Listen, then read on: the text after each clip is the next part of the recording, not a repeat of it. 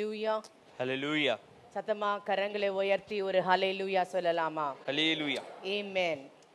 இப்பொழுதும் வாசிக்க கேட்ட அந்த மத்தேயு 21ஆம் அதிகாரத்துல இருந்து காரியங்களை நாம் பார்க்க போகிறோம். So the verse that we read right now, Matthew chapter 21 verses 12 to we've read so many verses.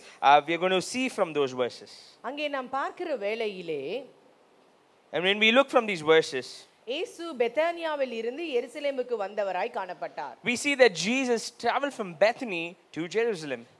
கழுதையின் மேல் ஏறி வந்தவராய் காணப்பட்டார். And we see that he rode on a donkey. ஓசனா ஓசனா என்று மக்கள் ஆர்ப்பரித்தார்கள். We see the people and the crowds were cheering, Hosanna, Hosanna. மக்கள் தெருக்களிலே குருத்தோலைகள் மற்றும் துணிகளை விரித்து அவரை வரவேற்றார்கள். The crowd were welcoming with palm leaves and garments spread on the ground. இயேசு ரோமர்களை ஆட்சி செய்வார் என்பது மக்களுடைய அன்றைக்கு எதிர்பார்ப்பாக இருந்தது. Their expectation was that Jesus would overpower the Roman Empire. இயேசு அதற்கு பதிலாக தேவாலயத்துக்குள் பிரவேசிக்கிறவராய் காணப்பட்டார். And we see, instead of that happening, we see Jesus entering the temple. இவை யாவும் தீர்க்க தரிசனங்கள் நிறைவேறத்தக்கதாக நடந்தது. All these events happened so that the fulfillment of the prophecy. 1000 ஆண்டுகளுக்கு முன்பதாக ஆண்டவராகிய இயேசு கிறிஸ்துவோடைய வாழ்க்கையில என்னெல்லாம் நடக்கும் என்று சொல்லப்பட்டதோ அவை அனைத்தும் நிறைவேறத்தக்கதான இந்த நிகழ்வு நடந்தது. We see thousands of years before the birth of Jesus, the prophecies which were spoken, we see that they were coming into fulfillment. மக்களுடைய ஒரு எதிர்பார்ப்பு அங்க அதிகமாக இருந்தது. We can see the people's expectation at that time. ஏனென்றால் It's because ஒரு சில நாட்களுக்கு முன்பதாக தான் மரித்த லாசருவை ஆண்டவராகிய இயேசு கிறிஸ்து உயிரோடு எழுப்பினார். It's because the great miracle of raising the dead Lazarus happened few days before. So மக்களோட எதிர்பார்ப்பு என்னவாக இருந்துச்சுனா ஏதாவது ஒரு பெரிய அற்புதம் அங்க நடக்குமா என்று. So people were expecting for a big miracle, a big change at that moment. ஒரு சிலர் இது ஆண்டவராகிய இயேசு கிறிஸ்துவை ஒரு தலைவராக பார்த்தார்கள். Many of those people in the crowd saw Jesus as a leader. அவர் வந்து ரோமர் ஆட்சியை மாற்றி இஸ்ரவேல் ஆட்சியை மீண்டுமாக அங்கே நிலைநாட்டுவார் என்று பார்த்தார்கள். We see the people were expecting that Jesus would shake up the Roman Empire and establish his kingdom. ஆனால் அங்கே காரியங்கள் மாறுதலாய் நடந்தது. But that's where we see things happen differently. அரண்மனைக்கு போவதற்கு பதிலாக Instead of going towards the kingdom, ஆண்டவராகிய இயேசு கிறிஸ்து we see that Lord and Savior Jesus Christ, தேவாலயத்துக்குள் சென்றவராய் காணப்பட்டார். we see that he entered into the temple of the God. மத்தேயு 21ஆம் அதிகாரம் Matthew chapter 21 12-13 வசனங்களை வாசிக்க கேட்போம். Let us read Matthew chapter 21 verses 12 and 13. முதல்ல தமிழ்ல வாசிக்கலாம், பின்பதாக ஆங்கிலத்திலே கேட்போம். இயேசு தேவாலயத்தில் பிரவேசித்து ஆலயத்தை விற்கிறவர்களும் கொள்ளுகிறவர்களும் ஆகிய யாவரையும் வெளியே துரத்தி காசுக்காரருடைய பலகைகளையும் புறா விற்கிறவர்களின் ஆசனங்களையும் கவிழ்த்து என்னுடைய வீடு ஜெப வீடு என்னப்படும் என்று எழுதியிருக்கிறது, நீங்களோ அதை கள்ளர் கொகை ஆக்கினீர்கள் என்றார். We see Jesus enter the temple courts and drove out all who were buying and selling there. He overturned the tables of the money changers and the benches of those selling doves. It is written, he said to them, my house will be called a house of prayer, but you are making it a den of robbers. Hallelujah. Hallelujah. அப்ப இந்த காரியங்கள் எங்கெல்லாம் எழுதப்பட்டிருக்குன்னா இப்பொழுது வாசிக்கப்பட்ட மத்தேயு 21ஆம் அதிகாரம் மார்க்ல வித்தியாசமாக எழுதப்பட்டிருக்கிறது. We see that we read from these verses, these things are written from in Matthew, and not only in Matthew, we also see it is written in the Gospel of Mark. மார்க்கிலே பார்க்கிற வேளையிலே 11ஆம் அதிகாரத்துல பார்க்கிற வேளையிலே இயேசு வந்து தேவாலயத்தை பார்த்து பின்பதாக சென்று அடுத்த நாள் இப்படிப்பட்ட கிரியை நடந்தது என்று. We see in Mark when Jesus came and he saw the temple gods, and then the very next day we see what things happened. லூக்கா சுவிசேஷத்துல பார்க்கிற வேளையில அதே நாளில் நடந்தது என்று எழுதப்பட்டிருக்கிறது. We see in Luke, we say we can read and we can see that it happened on the same day. ஆனால் யோவான் சுவிசேஷம் 2ஆம் அதிகாரத்துல பார்க்கிற வேளையிலே அவர் கானா ஊரிலே அற்புதம் செய்ததுக்கு பின்பதாகவே ஆலயத்தின் சுத்திகரிப்பு நடந்ததுன்னு எழுதப்பட்டிருக்கிறது. But we also see in the Gospel of John chapter 2, we see that this sanctification of the temple happened after the miracle of Cana. இந்த 4 சுவிசேஷ புத்தகங்களிலும் இந்த ஆலய சுத்திகரிப்பை பற்றி எழுதப்பட்டிருக்கிறது. In all these 4 gospels we see the purification and sanctification of the temple which is there. அப்போ ஒரு காரியத்தை ஆண்டவராகிய இயேசு கிறிஸ்து தன்னுடைய அநேக இடங்களிலே வேதாகமத்திலே அநேக இடங்களிலே மீண்டும் மீண்டுமாக வலியுறுத்தப்படுகிற வேளையிலே கட்டாயமாக கர்த்தர் ஒரு பெரிய காரியத்தை அதன் மூலமாக நம்மிடத்திலே இடைப்பட வல்லவராக இருக்கின்றார். And we can see and we can learn if the same things are repeatedly stated in the word of God, God is trying to speak something to us. ஒரு சில காரியங்கள் வேதாகமத்திலே ஒரு இடத்துல தான் குறிப்பிடப்பட்டிருக்கும். We can see a lot of other incidents in the Bible which is mentioned only once in the word of God. அந்த இடத்துக்கு அந்த தருணத்திற்கு அந்த சபைக்கு அந்த பட்டணத்துக்கு குறிக்கப்பட்ட காரியங்களாக இருக்கும். And we see those teachings and those sayings are particularly for those churches, for those areas where Jesus had went. ஆனா திருப்பி ஒரு காரியம் சொல்லப்படுகிற வேளையிலே But when we see the same things being repeated in multiple gospels, அதனுடைய முக்கியத்துவத்தை விசுவாசிகளாகிய நீங்களும் நானும் புரிந்து கொள்ள வேண்டும். as believers you and I have to understand the importance. ஆலயத்தின் சுத்திகரிப்பை பற்றி இந்த 4 புத்தகங்களிலும் சொல்லப்பட்டிருக்கிறது. So we can see the cleansing of the temple in these 4 gospels. So இந்த ஆலயம் எருசலேமின் ஆலயம் எப்படிப்பட்டதாக இருப்போம் என்றால், So when we see and how does this temple of Jerusalem is, ஒரு மத வாழ்வின் மையமாக அது இருந்ததாக இருக்கிறது. we see it was a center for ritualistic beliefs. அங்கதான் வந்து மக்கள் ஆண்டுதோறும் பலி செலுத்துகிறவர்களாய் தங்களுடைய பொருத்தனைகளை செலுத்துகிறவர்களாய் காணப்பட்டார்கள். It was a place where people came year after year for sacrificing their sacrifices. ஏரோது ராஜா வந்து அந்த ஆலயத்தை விரிவாக பிரம்மாண்டமாக கட்டினவனாய் காணப்படுகிறது. We see that King Herod the Great came and expanded the temple into a magnificent structure. ஆனால் ஆண்டவராகிய இயேசு கிறிஸ்து வாழ்ந்த நாட்களிலே ஆலயம் எப்படியாக மாறிற்று என்றால், But in the time where Jesus was living, we see the temple became, ஆண்டவர் பார்த்து சொல்றாரு, என்னுடைய வீடு ஜெப வீடு என்னப்படும், ஆனால் நீங்களோ அதை என்ன பண்ணிட்டீங்களா, கள்ளர் குகையாக மாற்றி விட்டீர்கள். we see that Jesus says, my house will be called a house of prayer, but you are making it a den of robbers. தேவ ஆலயம் ஒரு வணிகம் இடமாக, வணிகம் நடக்கிற ஒரு பிசினஸ் நடக்கிற இடமாக மாறிவிட்டது. We see the temple became a place of commerce and business. Hallelujah. Hallelujah. சத்தமா ஒரு ஹல்லேலூயா சொல்லலாமா?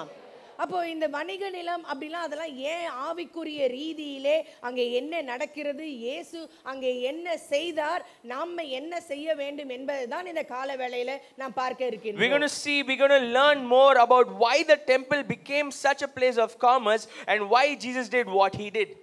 ஹல்லேலூயா. Hallelujah. இது பார்க்கிற வேளையில பலி செலுத்துவர்கள் அவர்களுடைய அங்க வாங்குறவர்களும் விற்கிறவர்களும் அங்கே அதிகமாய் காணப்பட்டார்கள். ஆண்டவராகிய இயேசு இவர்களை துரத்தினவராய் காணப்பட்டார். We see the temple was filled with money changers, merchants who sold animals and many people doing business, and we see Jesus making them go out. நாம் பார்க்கிற வேளையில ஆண்டவராகிய இயேசு கிறிஸ்து என்ன செய்தார் என்றால், காசுக்காரர்களுடைய பலகைகளை கவிழ்த்து போட்டவராய் காணப்பட்டார். We see that Jesus flipped the tables of the money changers. மூன்றாவதாக புறா விற்கிறவர்களுடைய இருக்கைகளை என்ன பண்றாரா, கவிழ்த்து போட்டவராய் காணப்படுகிறார். We see Jesus flip the belongings of the people who sold the animals for sacrifices. ஏன் இப்படி ஒரு கோபம் அப்படிን பார்க்கிற வேளையில, and when we think why God had so much of anger, அங்க பாத்தீங்கன்னா வருடந்தோறும் அவர்கள் பலி செலுத்த வருவார்களாம். and we see that people came there year after year to do their sacrifices. அவர்கள் வேற எங்க போயிருந்தாலும் அங்க வந்துருவாங்க.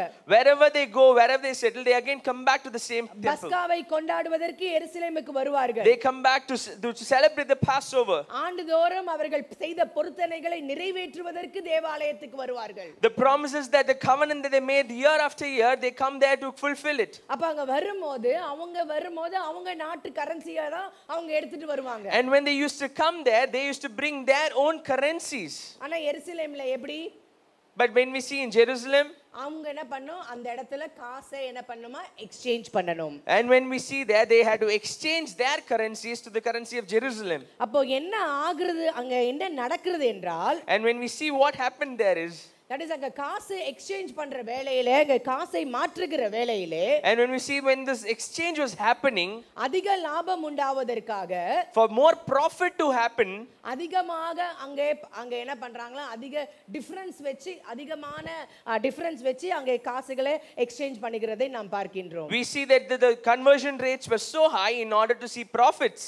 சோ இதோடைய லாபத்தை பார்த்து அதை உற்சாகப்படுத்தினவர்களாக ஆசாரியர்களும் பரிசேயர்களும் சதிசேயர்களும் காணப்பட்டார்கள். We see that the Pharisees and the Sadducees, we see they encourage these people of business to do this kind of works. அப்ப தேவ ஆலயத்திலே அட்மினிஸ்ட்ரேஷன் பண்றவங்க இப்படிப்பட்ட காரியங்களில் ஈடுபடுகிற வேளையில அங்க பிசினஸ் இன்னும் அதிகமாக மாறி, எதற்காக தேவ ஆலயம் வைக்கப்பட்டிருந்ததோ அது நடக்காதபடிக்கு அங்கே ஒரு கள்ளர் குகையாக அது மாறிவிட்டது. And that's why when we see the place of worship becoming a den of robbers, is because the meaning of the true worship was disappeared. அது மட்டுமல்லாதபடிக்கு அந்த எந்த இடத்துல இந்த பிசினஸ் நடந்ததோ அங்கதான் மற்ற புற ஜாதியார்கள் வந்து தேவனை ஆராதிக்கிற இடமாக இருந்தாங்க. We also see that the same place where the Gentiles came and worshiped the Lord. அந்த இடத்தை என்ன பண்ணிட்டாங்க, இந்த பிசினஸ் பீப்பிள் ஆக்குபை பண்ணிக்கிட்டாங்க. And we see at that place is where these business people occupied. அதனாலதான் And that is why ஆண்டவர் God, ஆலயத்தை சுத்திகரித்தவராய் காணப்பட்டார். and we see that is why the Lord cleansed the temple. இன்றைக்கு ஆலயமாகிய நம்மை ஆண்டவர் எப்படியாக சுத்திகரிக்க போகிறார். Today we're going to see how God is going to cleanse the living temple, which is us. நம்ம பார்க்கிற வேளையில வசனங்கள் வாசிக்கலாம். 1 கொரிந்தியர் 3ஆம் அதிகாரம் 16ஆம் 17ஆம் வசனம். Let's read 1 Corinthians chapter 3 verses 16 and 17. நீங்கள் தேவனுடைய ஆலயமாய் இருக்கிறீர்கள் என்றும் தேவனுடைய ஆவி உங்களில் வாசமாய் இருக்கிறார் என்றும் அறிந்திருக்கிறீர்களா? ஒருவன் தேவனுடைய ஆலயத்தை கெடுத்தால் அவனை தேவன் கெடுப்பார். தேவனுடைய ஆலயம் பரிசுத்தமாய் இருக்கிறது, நீங்களே அந்த ஆலயம். ஹல்லேலூயா. Hallelujah. சத்தமா ஹல்லேலூயா சொல்லலாமா? Hallelujah. இன்றைக்கு ஆண்டவராகிய இயேசு கிறிஸ்து வருவார் என்றால், And we see if Jesus would come today, இந்த கட்டிடமாகிய ஆலயத்தின் சுத்திகரிப்பை பத்தி அவருக்கு அதிக அக்கறை இல்ல. he's not worried about the cleansing of this physical temple. அவர் வாசம் செய்கிற ஜீவனுள்ள ஆலயமாகிய நம்மை சுத்திகரிப்பதில் அதிக ஆர்வம் உள்ளவராக He இருக்கிறார். cares more about the cleansing of the living temple, which is us. ஆண்டவராகிய இயேசு கிறிஸ்து நமக்குள்ளாக வாசம் செய்கிற தேவனாக இருக்கிறார். எத்தனை பேர் விசுவாசிக்கிறீங்க? விசுவாசிக்கிறவங்க கரங்களை உயர்த்தி ஒரு ஹல்லேலூயா How many people சொல்லலாமா? believe that Jesus lives within us? Amen. Amen. அப்ப இன்றைக்கு இயேசு நம்மளுடைய ஆலயத்திற்குள்ள, அதாவது நம்மளுடைய சரீரமாகிய ஆலயத்திற்குள்ளாக, நம்மளுடைய வாழ்க்கைக்குள்ளாக அவர் பிரவேசிப்பார் என்றால், And the question today, if God triumphantly enters into our temple, which is our body, 1000 ஆண்டுகளுக்கு முன்பதாக எருசலேமுக்குள்ளாக எப்படி வந்தாரோ, thousands of years ago when we see the same way that he entered Jerusalem, இன்றைக்கு அவர் வருவார் என்றால், if he would come today, என்னென்ன காரியங்கள் இல்லை என்னென்ன நபர்கள் நம்மளுடைய வாழ்க்கையிலிருந்து துரத்தப்பட வேண்டும்? what will he do? Are there people to be driven out? And what are the things that Jesus would do? என்னென்ன காரியங்கள் நம்மளுடைய வாழ்க்கையில கவிழ்த்தப்பட வேண்டும்? What are the things to be overturned in our life?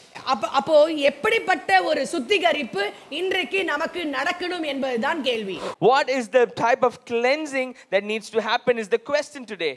தேவாலய சுத்திகரிப்பை பற்றி நான் வாசித்துக் கொண்டிருக்கிற வேளையிலே, when I was reading about the cleansing of the temple, பழைய ஏற்பாடு காலத்துல என்ன நடந்ததுன்னு ஒரு சில ஆராய்ச்சிகள் பண்ணேன். I was able to study, I was able to discover what happened in the Old Testament. அப்போ பழைய ஏற்பாடு புத்தகத்திலே ஒரு நபர் தேவாலயத்தை சுத்திகரித்தவராய் காணப்பட்டார். And when we see in the Old Testament, we see the one character cleanse the temple. வாசிக்கலாம் 2 நாளாகமம் 29ஆம் அதிகாரம். Let's read 2 Chronicles chapter 29. 2ல இருந்து 5ஆம் வசனம் வரைக்கும். From 2 to 5.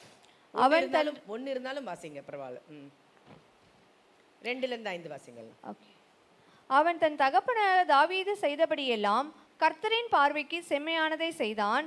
அவன் தன் ராஜ்யபாரத்தின் 1ஆம் வருஷம் 1ஆம் மாதத்தில் கர்த்தருடைய ஆலயத்தின் கதவுகளை திறந்து அவைகளை பழுது பார்த்து ஆசாரியரையும் லேவியரையும் அழைத்து வந்து அவர்களை கிழக்கு வீதியிலே கூடிவரச் செய்து அவர்களை நோக்கி, லேவியரே கேளுங்கள், நீங்கள் இப்பொழுது உங்களை பரிசுத்தம் பண்ணிக்கொண்டு உங்கள் பிதாக்களின் தேவனாகிய கர்த்தருடைய ஆலயத்தை பரிசுத்தம் பண்ணி அசுத்தமானதை பரிசுத்த ஸ்தலத்திலிருந்து வெளியே கொண்டு போங்கள். ஹல்லேலூயா. Hallelujah. இது யாரு பத்தின்று வாசிக்கிறேன்னா முதலாம் வசனத்தை வாசிக்கிறேன்.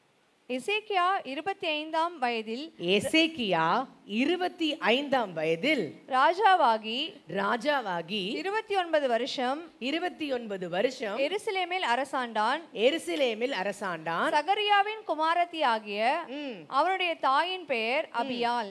ஹல்லேலூயா. Hallelujah. சத்தமா ஹல்லேலூயா சொல்லலாமா? Hallelujah. அப்ப யாரை பற்றி இந்த 22 நாளாகமம் 29ஆம் அதிகாரத்துல எழுதப்பட்டிருக்கிறது என்றால், So when we read through Chronicles chapter 29 and we see the character that it is written about is, எசேக்கியா ராஜாவை பற்றி we எழுதப்பட்டிருக்கிறது. see that it is written about King Hezekiah. அப்ப இந்த எசேக்கியா ராஜா தாவீதின் குமாரன் அப்படினா தாவீதோடைய பிள்ளை இல்ல.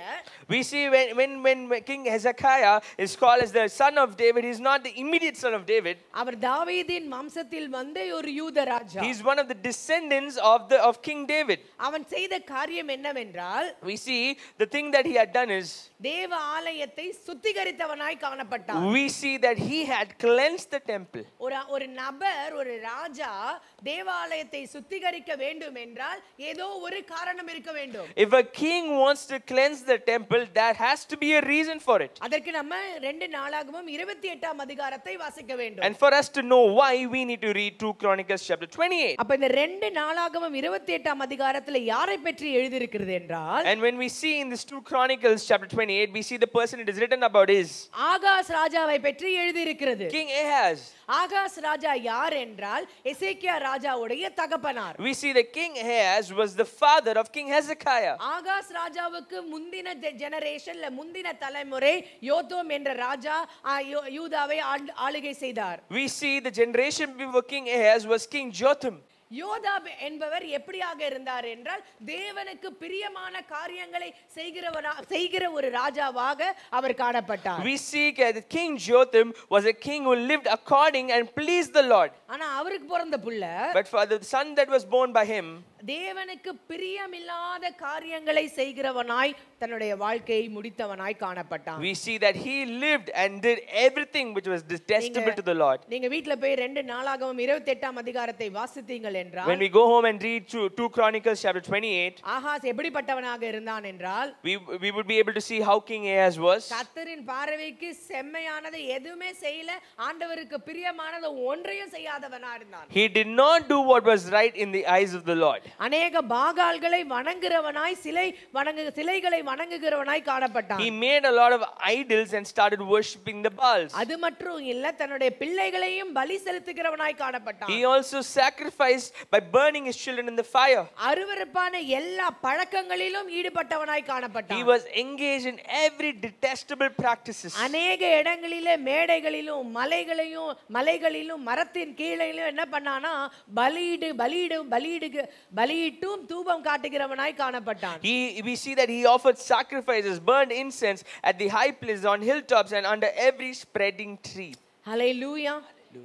ஆகாஸ் கர்த்தருடைய ஆலயத்துல இருக்கிற சில காரியங்களை எடுத்து, we see the King Ahaz had took few things from the temple of the Lord மற்ற ராஜாக்கு பரிசாக கொடுத்தானாம், and presented to other kings and other officials. தேவனுடைய ஆலயத்திலே பரிசுத்தமாக வைக்கப்பட்டிருக்கிறதோ, the things which were holy and were placed in the temple of the Lord, அதெல்லாம் எடுத்து கிஃப்டாக மற்ற ராஜாக்களுக்கு கொடுத்தவன் தான் இந்த Ahaz Raja. we see that he had taken all these things and gifted to other kings, and that is King Ahaz. அசரிய ராஜாக்கள் இவன் மேலே மேற்கொண்டபடியினாலே, we see since the king of Assyria had overpowered him, அவர்களை பிரியப்படுத்துவதற்கு இப்படிப்பட்ட செயல்களிலே ஈடுபட்டவனாய் காணப்பட்டான். in order to please them, he involved in such activities. தேவனுக்கு பரிசுத்தமானதை மக்களுடைய பிரியத்திற்காக நம்ம அதை compromise பண்ணும்போது அது தேவனுடைய கண்களுக்கு முன்பதாக பாவமாக மாறுகிறது. When we want to please other people and when we engage ourselves in these type of things but is detestable to the Lord, we see that we upset the Lord. அவன் அசரியா நாட்டுக்கு சென்கிற வேளையிலே அங்க பார்க்கறான் 2 ராஜாக்கள் 16ஆம் அதிகாரத்துல நம்ம வாசிக்கிற வேளையிலே, when we see 2 ராஜாக்கள் 16ஆம் அதிகாரம் 11ஆம் வசனத்துல நாம் வாசிக்கிற வேளையிலே, when we read 2 Kings chapter 16 verses 11, அங்க பார்க்கிற வேளையில அவன் தமஸ்குக்கு போகிற வேளையில அந்த தமஸ்குல ஒரு பெரிய என்ன பண்றானா ஒரு சிலையை பார்க்கிறவனாக இருக்கிறான். So when King Ahaz went to Damascus, he sees a big idol which was there in Damascus. அந்த சிலைக்கு முன்பதாக அசரிய ராஜாக்களும் அவனுடைய மக்களும் தூபம் காட்டுகிறவர்களாக அதற்கு என்ன பண்றாங்க பலிகளை செலுத்துகிறவர்களாக அவர்கள் காணப்பட்டார்கள். We see when King Ahaz went there, he observed that the king of Assyria had offered these idols sacrifices. அப்போ இந்த சிலைதான் அந்த ராஜாவின் வல்லமைக்கு காரணம், அந்த ராஜாவின் வெற்றிக்கு காரணம் என்று ஆகாஸ் ராஜா நினைத்துக் கொண்டான். We see that King Ahaz understood or thought that this idol was the reason for his strength, and this idol was the reason for his victory. அதனால என்ன பண்ணிட்டானா இதோடைய ஒரு அதே போல ஒரு சிலையை பண்ணி தேவ ஆலயத்துக்குள்ளாக கொண்டு வந்து வைத்தான். When we see that he had asked his people to do a similar idol, and he placed that idol inside the temple. Hallelujah. Hallelujah. இன்றைக்கும் இந்த ஆகாஸ் ராஜாவின் ஆவியை உடைய அநேகர் இருக்கிறோம். And when we see that many of us have the same spirit that King Ahaz had. ஒருவேளை சிலையை கொண்டு வந்து விக்கிரகங்களை கொண்டு வந்து நம்ம வீட்ல நம்ம வைக்காம இருக்கலாம். Maybe we might not bring idols and place it in our homes. ஆனா உலகம் எது வல்லமை power நினைக்குதோ, but the thing which the world considers as powerful, உலகம் எது வெற்றின்னு நினைக்கிறதோ, the thing which the world considers as victory, உலகம் எது என்ன சொல்றது வெற்றிக்கு வழியாக இருக்கிறது என்று எண்ணுகிறதோ, we see that the path of victory that the world sees, அதை கொண்டு வந்து வீட்ல வைக்கிறவங்களாக இருக்கின்றோம். we bring those things and place it in our homes. Hallelujah. Hallelujah. சத்தமா கரங்களை உயர்த்தி ஹalleluya சொல்லலாமா? வெற்றியை தருகிறவர் தேவனாக இருக்கிறார். The Lord gives us victory. Hallelujah. நம்மளுடைய படிப்போ நம்மளுடைய பேக்ரவுண்டோ நம்மளுடைய காரியங்களோ இல்ல, வெற்றி கர்த்தரிடத்திலிருந்து வருகிறது. இப்படிப்பட்ட விக்கிரகங்களை உங்களுடைய இருதயங்களை உங்களுடைய வாழ்க்கையில ஏற்கனவே கொண்டு வந்து வைத்து விட்டீர்கள். We have brought similar idols in our hearts. ஒரு டெஃபினிஷன் கொடுக்குது, வெற்றிக்கு டெஃபினிஷன் உலகம் கொடுத்திருக்கு. The definition that the world gives for victory is, அந்த டெஃபினிஷன் என்னன்றது நீங்க புரிஞ்சுக்கிட்டீங்க. we've understood the definition. அதுதான் அப்படினு நினைச்சு அதை வீட்ல கொண்டு வந்து வைத்திருக்கிறீர்கள். And we think and we assume that is the truth and we bring it back to our homes. ராஜா அதை நினைச்சு கொண்டு வந்து எங்க வச்சான்? தேவனுடைய ஆலயத்துல வைத்தானாம். We see King Ahaz thought the similar way and brought it and kept inside the temple of the Lord. தேவனுக்கு கொடுக்க வேண்டிய கனத்தையும் தேவனுக்கு கொடுக்க வேண்டிய மகிமையும் தேவனுக்கு கொடுக்க வேண்டிய இடத்தையும் வேற எதற்கு கொடுத்தாலும் அது விக்கிரகமாக மாறும். The place and priority that we are supposed to give to the Lord, to whomever or for whatever we give, it becomes an idol in our lives. Hallelujah. Hallelujah. So இப்படிப்பட்ட தேவனுக்கு அருவருப்பான காரியங்களை செஞ்சு மரித்து போனான் Ahaz Raja. We see that King Ahaz did such detestable things and he died. So இப்பொழுது யாரு வந்திருக்கிறான்? அவனுடைய ஸ்தானத்தில் அவனுடைய மகனாகி எசேக்கியா ராஜா. And we see next in line, the king who was taking charge was King Hezekiah. இந்த எசேக்கியா ராஜா அவனுக்கு அவனுடைய தகப்பனாருக்கு முன்பதாக இருந்த ராஜாக்கள், குறிப்பாக தாவீது ராஜா எப்படியெல்லாம் தேவனை பிரியப்படுத்தினார், எப்படியெல்லாம் தேவனை கனப்படுத்தினார், எப்படியெல்லாம் தேவனை மகிமைப்படுத்தினார் என்பதை பார்த்து கேட்டிருக்கிறான். We see that King Hezekiah had heard how his previous generations, ancestors had ruled Judah according to the Lord. And அதெல்லாம் என்ன பண்ணிட்டானா அவனுடைய காலகட்டத்திலே அது கொண்டு வர அவன் ஆசைப்பட்டான். And we see that he wanted to reign the same way that they did. So முதலாவதாக அவன் செய்த காரியம், so firstly what he did was, தன் தந்தையால் மூடப்பட்டிருந்த ஆலயத்தின் கதவை திறந்து அதை பழுது பார்த்தவனாய் காணப்பட்டான். we see that he opened the door of the temple which was shut by his father and he repaired it. Hallelujah. Hallelujah. முதலாவதாக என்ன செஞ்சான்?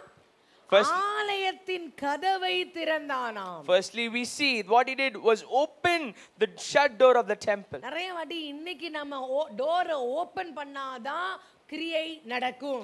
We see that many in these times only when we open the door will things happen. In these times like today இன்றைக்கு நீங்கள் உங்கள் கதவுகளை திறப்பீர்கள் என்றால் ஆண்டவராகிய இயேசு கிறிஸ்து பரிசுத்த ஆவியானவர் வந்து சுத்திகரிப்பார்.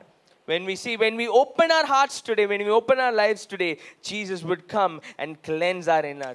ஹல்லேலூயா. Hallelujah. சத்தமா ஹல்லேலூயா சொல்லலாமா?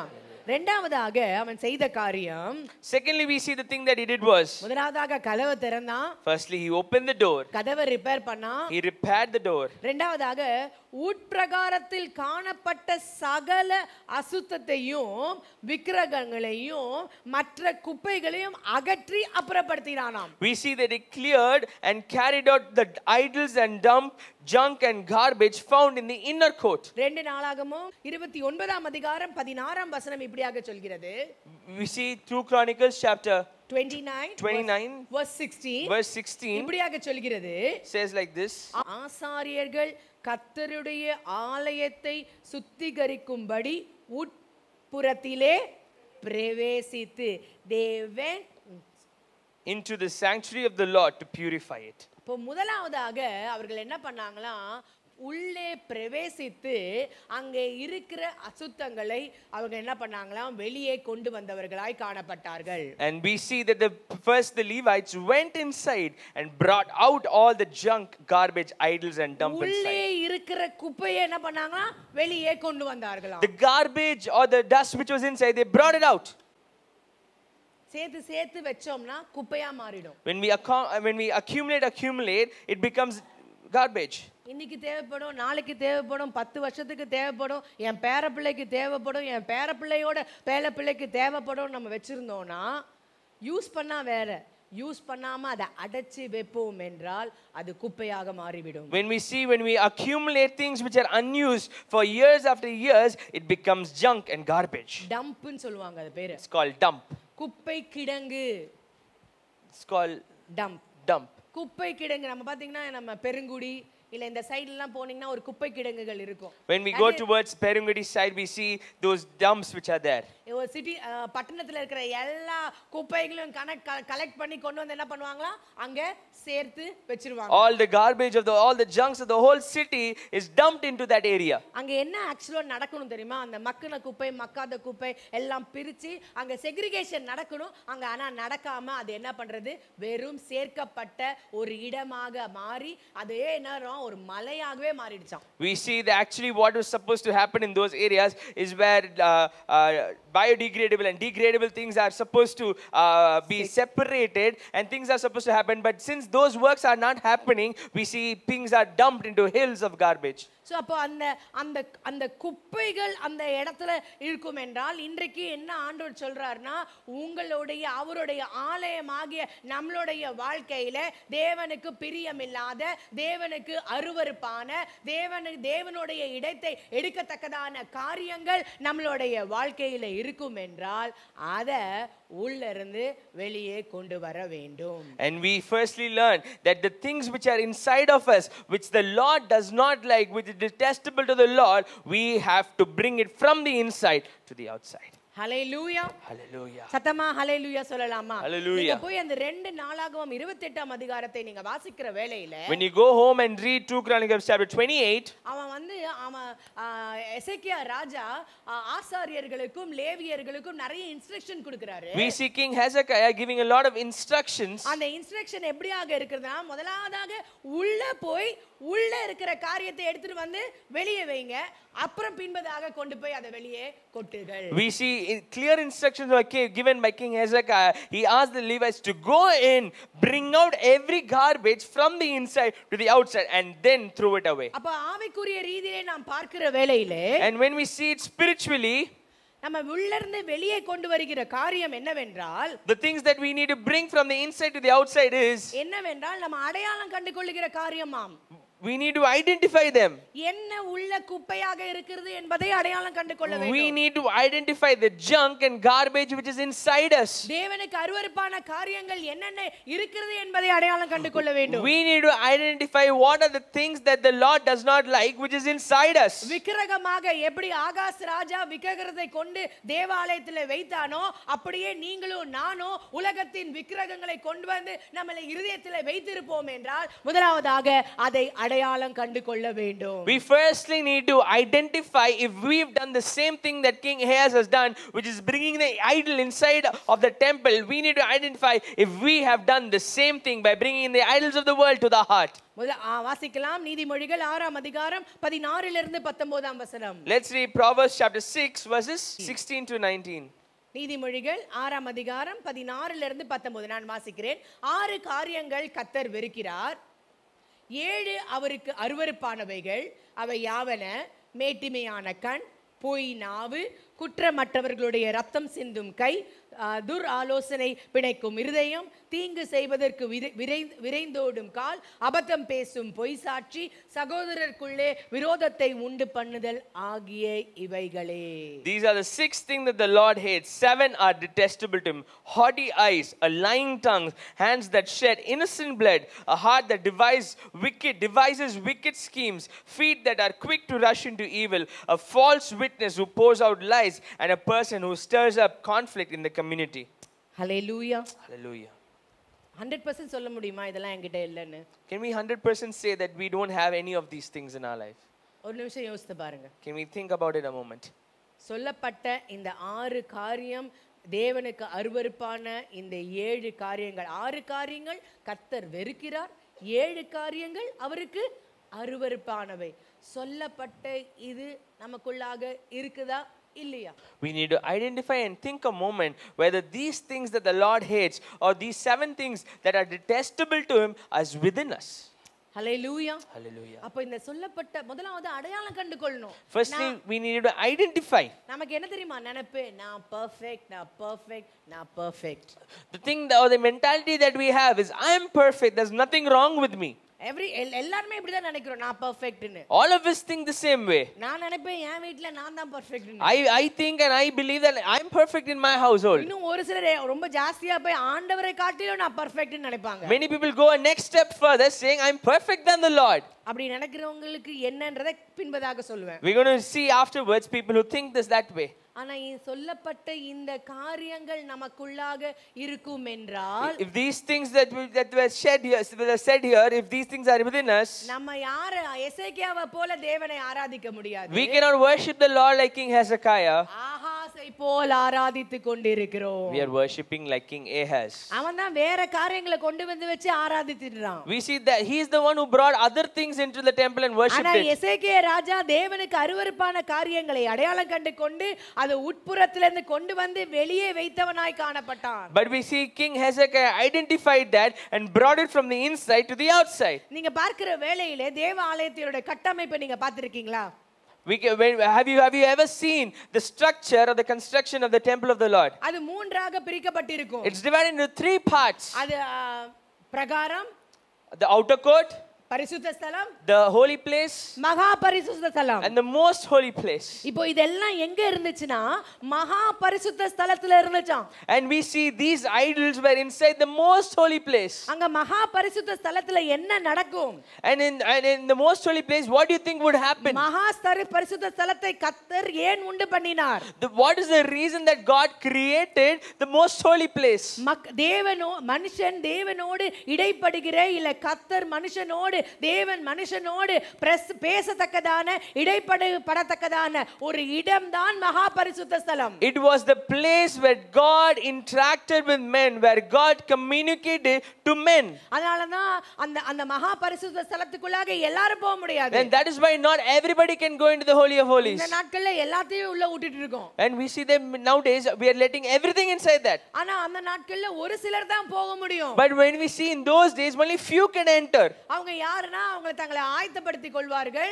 And when we see those people who used to prepare themselves, அப்புறம் அவங்களுக்குன்னு ஒரு நாள் வரும். and they see that they have a special time and day, யாருக்கு குறிப்பிடப்பட்டிருக்கிறதோ அந்த ஆசாரியன் உள்ளே போகிறவராய் and the காணப்படுவார். designated person and the designated Levite would enter into the holy of holies. அவர்கள் உள்ளே போகிற வேளையிலே தேவன் இடைப்படுவார். And when they enter, God would encounter with them. மக்களுக்கு தேசத்துக்கு சொல்ல வேண்டிய காரியங்கள் அந்த இடத்திலே சொல்லப்படுகிறது. Things to be said to the country, to the people, would be shared to the person. அதனால தான் ஆசாரியர்களுடைய இடுப்புல என்ன பண்ணுவாங்களா, ஒரு கயிறை கட்டிடுவாங்களாம். We see that is why the priest, அவங்களுக்கு என்ன இருக்குமா, ஒரு ரோப் இருக்குமா, ஒரு கயிறு. we see that they used to have a rope. அந்த கயிறு நீளமா மகா பரிசுத்த ஸ்தலத்திலிருந்து பரிசுத்த ஸ்தலம் வரைக்கும் இருக்குமா. எதுக்கு கட்டுறாங்கன்னா, இந்த ஆசாரியர்கள் பரிசுத்தம் இல்லாமல் பரிசுத்த ஸ்தலத்திலே போகிற வேளையிலே, மகா பரிசுத்த ஸ்தலத்திலே போகிற வேளையிலே, when we see these priests when they used to enter the holy of holies without preparation, அவங்க பரிசுத்தமாக அவங்க வாழ்க்கை இல்லனா, if their lives were not holy, அந்த இடத்துல அவர்கள் சங்கரிக்கப்படுவார்கள். we see that they were put to death at that time. அப்போ செத்து போயினா அங்க கடந்தாங்கன்னா, when we see that they used to lay dead over there, யாரும் போய் உள்ள போய் தூக்கிட்டு வர முடியாது. nobody can enter and bring them out. அப்ப அந்த கயிறை வச்சு என்ன பண்ணுவாங்களாம், இழுப்பாங்களாம். and that rope was used to bring them out from there. Hallelujah, hallelujah. சத்தமா ஹalleluya சொல்லலாமா? அப்படிப்பட்ட இடம்தான் மகா பரிசுத்த ஸ்தலம். we see that is how the holy of holies is. அந்த இடத்துல கொண்டு போய் என்ன பண்ணிட்டான் ஆகாஸ் ராஜா, தேவையில்லாத எல்லாவற்றையும் வைத்தவனாய் காணப்பட்டான். and we see in such a very important and such a places where King Ahaz took everything and kept the idols inside the holy of ஆனால் holies. அதோடைய முக்கியத்துவத்தை எசேக்கியா அறிந்தபடியினாலே, because King Hezekiah knew its importance, தேவனுடைய மகிமையை அறிந்தபடியினாலே, because he knew the glory of the Lord, தேவனுடைய வல்லமை அறிந்தபடியினாலே, because he knew the power of the Lord, அவன் ஆசாரியர்களுக்கும் லேவியர்களுக்கும் கட்டளையிட்டான், முதலாவதாக உள்ள போய் இருக்கிறத வெளியே கொண்டு வாங்க. வெளியே கொண்டு வந்ததுக்கு பின்பதாக அவர்களை கொண்டு போய் எங்க, ஏதோ ஒரு ஆற்று கீழே, கீதோன் ஆற்று கிட்ட கொண்டு போய் அதை என்ன பண்ணுங்க, டம்ப் பண்ணுங்க. we see he clearly instructs the priests and the Levites to firstly go inside and bring all that which is inside outside and throw it in the river. அந்த காரியங்கள் செய்ததுக்கு பின்பதாக, and after those things were done, when we read 2 Chronicles chapter 28, எல்லோரோடும் சேர்த்து தேவனுடைய நாமத்தை அவன் மகிமைப்படுத்தி தேவனை ஆராதித்தவனாய் காணப்பட்டான். the King Hezekiah joined with all the people and worshiped the Lord. ஏன் தெரியுமா? ஒரு நம்பிக்கை அவனுக்குள்ளாக வந்துச்சு. because he got a promise and he had a confidence. என்ன தெரியுமா? பரிசுத்த ஸ்தலம் அங்க என்ன ஆயிடுச்சு, க்ளீன் ஆயிடுச்சு, அது சுத்திகரிக்கப்பட்டிருக்கிறது. we see that the confidence he felt that the holy of holies has been cleansed. கர்த்தர் அந்த இடத்துல இடைப்படுவார். the Lord will be there. கர்த்தர் தேசத்துக்கான காரியங்களை சொல்லுவார். the Lord will speak to the nation. கர்த்தருடைய சித்தத்தை அறிந்து கொள்வோம். we will be able to know the will of the Lord. தேசத்துக்கு சமாதானமும் சந்தோஷத்தையும் கர்த்தர் கட்டளையிடுவார். peace and joy will come to the nation. Hallelujah, hallelujah. இந்த கால வேளையில விசுவாசியாகிய இருந்தும் இன்னும் சமாதானம், சந்தோஷம், நம்பிக்கை எதுவுமே எனக்கு இல்ல, எதிர்காலத்தை குறித்து ஒரு கேள்வி, இன்னும் अनेक ஆசீர்வாதங்கள் தடைப்பட்டிருக்கிறது, இன்னும் ஜெபங்கள் கேட்கப்படாமல் இருக்கிறது என்று எண்ணிக்கொண்டு நீங்கள் உட்கார்ந்து கொண்டிருப்பீர்கள் என்றால், this morning, even after being a believer, if you have not yet tasted the love, the joy and the peace of the Lord this morning, உங்களுடைய உட்பிரகாரம் இல்ல பரிசுத்த ஸ்தலம் எப்படியாக இருக்கிறது. we need to understand, we need to examine how our most holy place is. இது தேவனுடைய ஜீவனுள்ள தேவன் வசிக்கும் ஆலயமாக இருக்கிறது. we see that this is the living temple where the Lord lives. அந்த ஆலயத்தின் மகா பரிசுத்த ஸ்தலம் நம்மளுடைய இருதயமாக இருக்கிறது. and we see the most holy place in this living temple is our heart. அப்ப இந்த இருதயத்தில் இருக்கிற காரியங்கள் matters the most. and the things which are in the heart is what matters the most. இதயத்தில் இருக்கிற காரியங்கள் மிகவும் முக்கியமானது. it's most important what is inside our hearts. இதயத்திலே தேவனுக்கு அருவருக்கான காரியங்களை நாம வைத்துக் கொள்வோம் என்றால், if we carry things which are detestable to the Lord in our hearts, நீதிமொழிகளை சொல்றது போல அந்த மேட்டிமையான கண் இல்ல மேட்டிமையான எண்ணம் நமக்கு இருக்கும் என்றால், when we read in Proverbs, when we have haughty eyes, பொய் சொல்லுகிறவர்களாக நாம இருப்போம் என்றால், if we are people who lie, துராலோசனை தப்பான ஆலோசனை கொடுக்கிறவர்களாக இருப்போம் என்றால், if we devise wicked schemes, மற்றவர்களுக்குள்ளாக ஒரு சமாதானத்துக்கு இல்லாத ஒரு கன்ஃபியூஷனை கொண்டு வருகிற நபராக இருப்போம் if we என்றால், would stir up conflict and bring confusion between people, that is பொய் சாட்சி சொல்கிறவர்களாக இருப்போம் if we என்றால், bear false witness, இதெல்லாம் எனக்கு இருக்கு, all these things are within me, ஆனா தேவன் எனக்கு இடைப்படணும், but God should be with me, அப்படின்னு நம்ம சொல்லுவோம் என்றால், if we would say things like this, அது நடக்காது. it will not happen. பக்கத்துல பார்த்து சொல்லுங்க, நடக்காது. ஹல்லேலூயா, hallelujah. சுத்திகரிக்கப்பட்ட இருதயத்திலே கர்த்தர் அசைவாடுகிறவராய் வாசம் செய்கிறவராக இருக்கிறார். கரங்களை உயர்த்தி ஒரு ஹல்லேலூயா சொல்லலாமா? we see that God dwells inside the cleansed heart. வசனம் இப்படியாக சொல்கிறது. the word says like this. 1 Samuel 16 அதிகாரம் 7 வசனம். 1 Samuel chapter 16. ரொம்ப எல்லாருக்கும் தெரிஞ்ச வசனம். மனுஷன் முகத்தை பார்க்கிறான், தேவனோ இருதயத்தை பார்க்கிறவராக இருக்கிறார். The Lord looks at the heart, but the man looks at the outside. மனுஷன் எப்பவுமே என்ன பண்ணுவான்? வெளியரங்கமாய் பார்க்கிறான். Man always looks at what is outside. ஆண்டவர் வெளியரங்கமாய் பார்க்கிறது இல்ல. Because the Lord உள்ளரங்கமாய் பார்க்கிறார். Because the Lord does not see the outside, he sees the inside. லூக்கா 11ஆம் அதிகாரம் 39ஆம் வசனத்தை ஒண்டி வாசிக்கலாம். Luke chapter 11 verse 39. கர்த்தர் அவனை நோக்கி, பரிசேயராகிய நீங்கள் போஜன பாத்திரங்களின் வெளிப்புறத்தை சுத்தமாக்குகிறீர்கள், உங்கள் உள்ளமோ கொள்ளையினாலும் பொல்லாப்பினாலும் நிறைந்திருக்கிறது. Then the Lord said to him, now then you Pharisees clean the outside of the cup and dish, but the inside you are full of greed and wickedness. உங்க cup எப்படி உள்ள இருக்கு? இந்த கப்பு மாதிரி இருக்கு. The cup which is inside us is in the same way as this picture. அதே போலதான் நம்மை சுற்றில இருக்கிறவங்களுக்கும் நமக்கும் தெரியாத அநேக அழுக்குகள் நம்மளுடைய இருதயத்துக்குள்ளாக இருக்கிறது.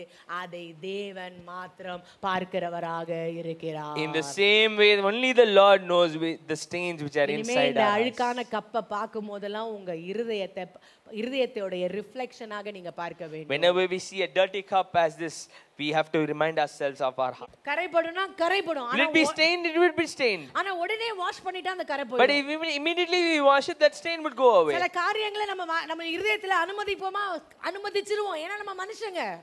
But few things would we allow in our hearts, we would, because we are human. ஆனால் அதை ஆண்டவராகிய இயேசு கிறிஸ்துவின் இரத்தத்தினாலே நாம கழுவுகிற வேளையிலே அது பரிசுத்தமாக்கப்படுகிறது. But when we clean those things or wash those things by the blood of Jesus Christ, we see that those things are cleansed. இன்றைக்கு எதை தெரிந்து கொண்டோமோ தெரியலையோ, whatever we understood or not today, எதை ஞாபகம் வச்சிருக்கிறோமோ ஞாபகம் வச்சிக்கலையோ, whatever we remember or not, இந்த cup picture எல்லார் மனசுலயே நிக்கும். this cup's picture is what we need to remember. இது போல கரையுள்ள ஒரு இருதயத்தோடு நம்ம வாசம் செய்வோம் என்றால், நாம வாழ்வோம் என்றால், if we would live with such a stained life, நீங்க என்னென்ன காரியங்களுக்கு ஆசைப்படுறீங்களோ, என்னென்ன காரியங்களுக்கு ஜெபிக்கிறீர்களோ, அதை எல்லாம் தாமதமாக தடையாக மாறிவிடும். whatever things that we're praying for, whatever things that we want would be delayed. ஹல்லேலூயா. அதனால தான் இருதயத்துல என்ன இருக்குன்றது, ஒருவேளை நம்ம ஐயோ ஆண்டவரே இன்னைக்கு நான் போய் சொல்லிட்டேன், நான் மன்னிச்சிருங்கன்னு ஒவ்வொரு நாளும் ஆண்டவர் கிட்ட போய் நம்ம மன்னிப்பு கேட்டு ஒவ்வொரு நாளும் அந்த processல நம்ம இருப்போம் என்றால், maybe we are in the process of asking forgiveness to the Lord for every sins that we committed each and every day. நான் லைஃப்ல என் வாழ்க்கையில பாவமே இல்ல, சொல்லப்பட்ட காரியங்கள்லாம் நான் மேற்கொண்டு விட்டேன் என்று நீங்க சொல்லலாம். We might think and you might say that I have overcome all these things which I mentioned above. ஆனா இன்னும் சில விக்கிரகங்களை நம்ம வாழ்க்கையில வைத்திருக்கிறோம், But we இதயத்துல still have, வைத்திருக்கிறோம். but there are certain idols that we have kept in our hearts. அந்த விக்கிரகங்கள் இருந்தாதான் நமக்கு நாமாக இருக்கிறோம் என்ற ஒரு உணர்வு இருக்கு. When we feel, only when we have those idols in our hearts, we feel like we are ourselves. ஒரு 4 கேட்டகரிக்குள்ளாக இந்த காரியங்கள் எல்லாம் அடங்கும். We can see all these idols would come in the 4 categories. ஒரு மனுஷனோட இருதயத்துக்குள்ளாக கண்ட்ரோல் எல்லாவற்றையும் தன்னுடைய கைவசம் வைத்துக் கொள்ளுகிறோம் அப்படின்ற ஒரு எண்ணம் இருக்கும் என்றால், ஹலோ எக்ஸ்கியூஸ் மீ, அது விக்கிரகம். When we see when a person wants to control everything in his life, every aspect in his life, we see that is an idol in his life. அந்த கண்ட்ரோல் அவனுக்கு இல்லன்னா, என் குடும்பத்துல control எனக்கு இல்ல, என்னோட வேலையில எனக்கு கண்ட்ரோல் இல்ல, என் ஊழியத்துல எனக்கு கண்ட்ரோல் இல்ல, என் வாழ்க்கையில எனக்கு கண்ட்ரோல் இல்ல அப்படினாலே அவங்க வெடவெடத்து போய்டுவாங்க. When we see when people like that don't have control over the family, don't have control over finances, don't have control over the church or over the ministry, we see that they get flustered.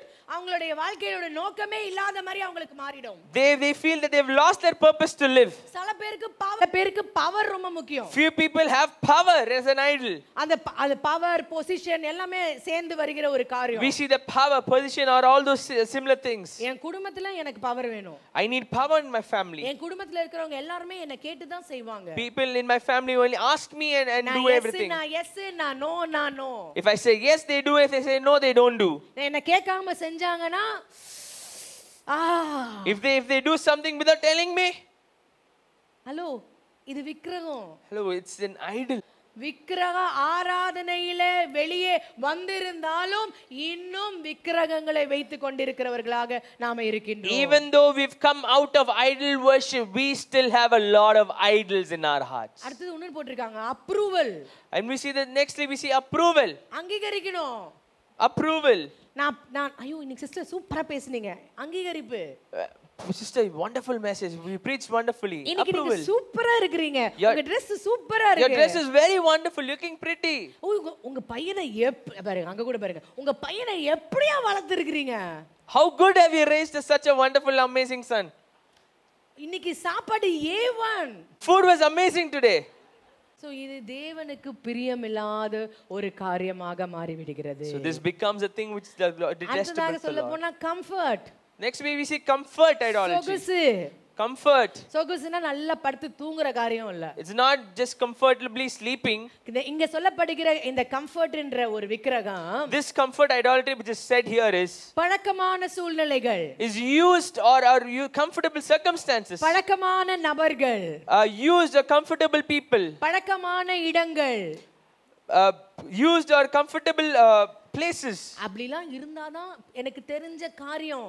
Only if those things are there, those are things I know. எனக்கு இதெல்லாம் தெரியாது. I don't know all these இதெல்லாம் things. என்னால செய்ய முடியாது. I cannot do these things. அப்படின்னு நமக்கு எது பழக்கமோ, நமக்கு எது வசதியோ அதை மட்டும் செய்வோம். மத்த எது வந்தாலும் அப்படின்னு பண்றது comfort Idol. Only doing things that we're used to, and when we cannot do things that we are not used to, it's a comfort idolatry. என்னால தனியா எதுவே செய்ய முடியாது. நான் நடந்தாலும் எனக்கு கூட யாராச்சும் வரணும். நான் எங்க போனாலும் என் கூட இருக்கணும். யாராச்சும் இருந்தாதான் நான் செய்வேன். இது dependent idolatry. Only when I have somebody to depend on, only if this person is there, only if I have other people with me, is when I can do things. I am highly dependent, so that becomes a dependence idolatry. நான் நிறைய பேருக்கு வேலை ஒரு idolatry. Many people have work as an idol. நிறைய பேருக்கு பணம்ன்றது ஒரு idolatry. For many, money is an idol. சில பேருக்கு என்ன பண்றது, மற்றவங்களுக்கு என்ன சொல்றது, சேவை செய்கிறதே ஒரு ஐடலா ஆயிடுமா. For many people, doing service to other people is an idol. So அப்போ எதெல்லாம் தேவனுடைய நேரத்தையும் தேவனுடைய இடத்தையும் தேவனுடைய மகிமையை எடுக்கிறதோ, whichever things takes the glory, takes the place and takes the priority of the Lord, அது விக்கிரகமாக மாறிவிடும். those things become an idol.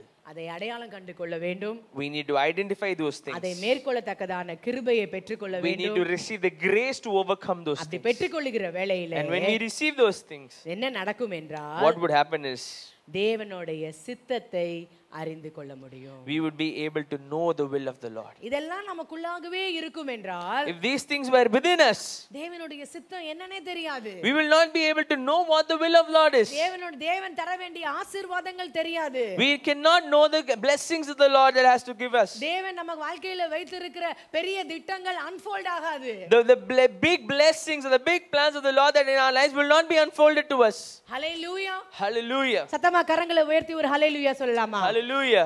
ஒரு பிரேக் த்ரூக்காக நீங்கள் வேண்டிக் கொண்டிருக்கலாம். You might be waiting for a breakthrough in your lives. தேவனுடைய சித்தம் நடக்கணும்னு வேண்டிக் கொண்டிருக்கலாம். You might be waiting for the will of the Lord in your lives. நீங்க உங்க அநேக நாட்களாக ஒரு சில காரியங்களுக்காக ஜெபித்துக் கொண்டிருக்கலாம். You might be praying for certain things in your life. ஏன் இன்னும் நடக்கல? Why hasn't it not happened yet? Maybe one ஆண்டவருடைய நேரம் இன்னும் வரல. Maybe one, the timing of the Lord has not yet come. இரண்டாவதாக, Secondly, நீங்க யோசித்து பாருங்க, just think about it. உங்களுடைய பரிசுத்த ஸ்தலம் இல்ல மகா பரிசுத்த ஸ்தலம் எப்படியாக இருக்கிறது? We need to understand and think how our most holy place ஏன் is. ஆண்டவர் என்கிட்ட பேச மாட்டேன்றார்னா, மகா பரிசுத்த ஸ்தலம் சுத்திகரிக்கப்படாமல் இருக்கும் என்றால் கர்த்தர் இடைப்பட மாட்டார். Why is the Lord not speaking to me? Why is the Lord not showing to me? Is because our most holy place is polluted.